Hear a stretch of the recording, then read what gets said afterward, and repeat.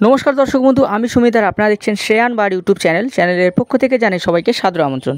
তো বন্ধুরা আজকের যে বিষয় নিয়ে কথা বলবো সেটা হলো বদ্রি পাখি বা বাজরিগার পাখির গরমকালে যত্ন বা বদ্রি পাখি বা বাজরিগার পাখিকে গরমের হাত থেকে কিভাবে আমরা বাঁচাতে পারবো এবং কিভাবে তাদেরকে সুস্থ রাখতে পারবো, তো সেই বিষয় নিয়ে কিন্তু আজকে আমার ভিডিও। তো বন্ধুরা প্লিজ ভিডিওটা প্রথম থেকে শেষ পর্যন্ত দেখবেন, তো তাহলে কিন্তু পুরোটা বুঝতে পারবেন যে এই অত্যধিক গরমে, এই যে গরমকাল চলছে এখন, এই সময় আমাদের বদ্রি পাখি বা বাজরিগার পাখিগুলোকে কিভাবে সুস্থ এবং সবল রাখবো এবং তাদেরকে কিভাবে আমরা যত্ন করব, তো সেই বিষয়ে আজকে আমার ভিডিও। তো বদ্রি পাখি বা বাজরিগার পাখিগুলোকে কিন্তু সঠিকভাবে এখন কিন্তু পরিচর্যা করা দরকার। তার কারণ হলো কি বন্ধুরা, এই যে অত্যধিক গরমে কিন্তু দেখাই যায় যে আমাদের ফার্মের ভেতরে বা আমরা যে পাখি পুষেছি দেখতেই পাই যে পাখিগুলো কিন্তু ডানা খেলিয়ে গাল হাঁ করে তারা একটু কিন্তু কষ্টের মধ্যে রয়েছে। তো অত্যধিক এই যে গরম, তার থেকে আমরা কিভাবে তাদেরকে একটু সুস্থ রাখবো এবং একটু স্বস্তিতে রাখবো, সেই বিষয় নিয়ে কিন্তু আজকের আমার ভিডিও। তো কয়েকটা পয়েন্ট নিয়ে আলোচনা করব বন্ধুরা, তো প্লিজ পয়েন্টগুলো ভালো করে মনোযোগ সহকারে ভিডিওটা দেখবেন এবং শুনবেন, তাহলে কিন্তু আপনাদের পাখিগুলোকে আপনারা সুস্থ এবং সবল রাখতে পারবেন কিন্তু বন্ধুরা। তো চলুন বন্ধু দেরি না করে ভিডিওটা শুরু করা যাক। তো প্রথমত বলবো বন্ধুরা, পাখিকে সকালবেলা নর্মাল জল কিন্তু দিতে হবে। তো বন্ধুরা ফ্রিজের যে ঠান্ডা জল ওটা কিন্তু দেওয়া চলবে না। আমরা অনেকেই মনে করব যে অত্যধিক গরম পড়ে গেছে, সেখানে যদি আমরা একটু ঠান্ডা জল ফ্রিজ থেকে বের করে জলটা মিশিয়ে নর্মাল টেম্পারেচারে এনে পাখিকে প্রোভাইড করি, তাহলে পাখিরা সেই জলটা শান্তিপূর্ণভাবে খেতে পারবে এবং তারা স্বস্তি পাবে। কিন্তু বন্ধুরা একেবারেই নয়, এটা কিন্তু ভুল।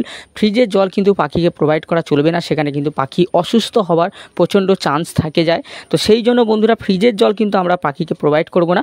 আমরা কিন্তু সকালবেলা কল থেকে এনে জল ডাইরেক্ট কিন্তু ওই জলের টেম্পারেচারটা খুব সুন্দর থাকে, সেখানে কিন্তু পাখিকে আমরা ওই নর্মাল টেম্পারেচার জলটা কিন্তু প্রোভাইড করতে পারি।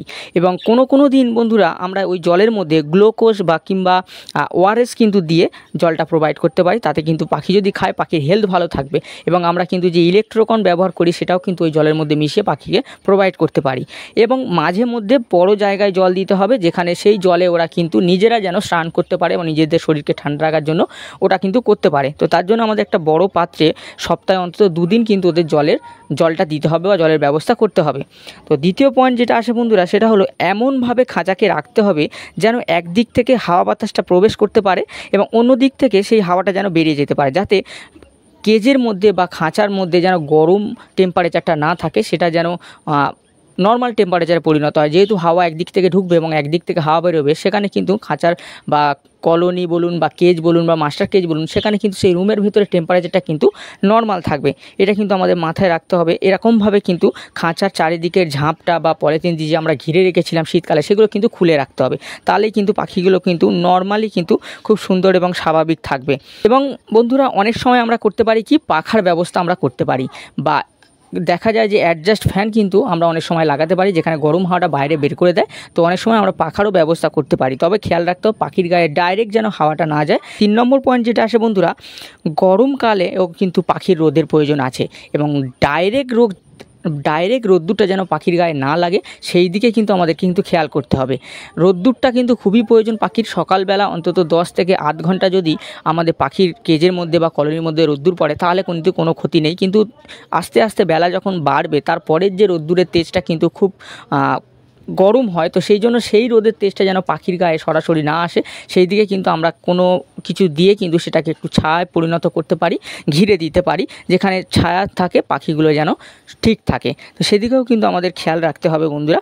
এবং সকালের রোদ্দুরটা খুব উপকারী, এটা তো বলেছি। পাখির ব্রিডিংয়ের জন্য কিন্তু সকালের রোদ্দুরটা খুবই প্রয়োজন। তো তার জন্য কিন্তু একটু রোদ হলে দরকার, তারপরের রোদ্দুরটা যেন না লাগে, সেদিকে আমাদের খেয়াল করে আমাদের কিন্তু ব্যবস্থা নিতে হবে। এবং 4 নম্বর পয়েন্ট যেটা আসে বন্ধুরা, পাখির শরীর ঠান্ডা রাখতে হবে। তার জন্য কিন্তু পাখিকে মরশুমের শাক সবজি এবং ফলমূল কিন্তু আমরা খেতে দেব। তো বন্ধুরা সে জায়গায় কিন্তু আমরা পাখিকে শশা খেতে দিতে পারি, তরমুজ খেতে দিতে পারি এবং সবজি কিন্তু আমরা পাখিকে প্রোভাইড করতে পারি অল্প অল্প পরিমাণে। কলমি শাক বলুন বা অন্যান্য শাক বলুন, আমরা কিন্তু অল্প পরিমাণে প্রোভাইড করতে পারি। তবে খেয়াল রাখতে হবে বন্ধুরা, শাক সবজি বলুন বা গ্রিন ফুড বা ফল বলুন, আমরা কিন্তু উইকলি 1 দিন থেকে 2 দিনের বেশি ব্যবহার করব না। এবং সেটাও মাথায় রাখতে হবে যে পরপর যেন আমরা ব্যবহার না করি, 2 দিন একটা গ্যাপ দিয়ে ব্যবহার করতে হবে। সপ্তাহে 2 দিনের বেশি কিন্তু ব্যবহার করা চলবে না। এবং যদি পাখি পটি করে, সেখানে কিন্তু আমরা শাকসবজিটা ব্যবহার করব না, এটাও কিন্তু আমাদের মাথায় রাখতে হবে। এবং আমরা গাজরও কিন্তু পাখিকে প্রোভাইড করতে পারি, সেখানেও কিন্তু বদ্রি পাখি বা বাজরিগার পাখিকে দিয়ে দিলেই কিন্তু কেজের মধ্যে অটোমেটিকই নিজেরাই কিন্তু খাওয়া শুরু করে দেবে বন্ধুরা। এবং 5 নম্বর পয়েন্ট যেটা আসে, সেটা হলো যে রাত্রিবেলায় কেজের থেকে জল না বের করলেও চলবে। তবে কিন্তু খেয়াল রাখতে হবে জলটা কিন্তু আমরা বিকেলের দিকে বা দুপুরের দিকে একবার চেঞ্জ করে দিতে হবে। তো সেটা কিন্তু মাথায় রেখে কাজ করতে হবে, কারণ আমরা যে জলটা সকালবেলা প্রোভাইড করব সেই জলটা কিন্তু অনেকক্ষণ স্টে করার পরে বা থাকার পরে সেই জলটা কিন্তু টেম্পারেচারটা গরম হয়ে যাচ্ছে, সেই জন্য সেই জলটা কিন্তু ওরা পরে নাও খেতে পারে শান্তিপূর্ণভাবে। তো সেই জন্য সেই জলটা যদি আমরা দিনে আরও একবার চেঞ্জ করে ফ্রেশ জল আবার দিই তাহলে কিন্তু সেই জলের টেম্পারেচারটা ঠিক থাকবে।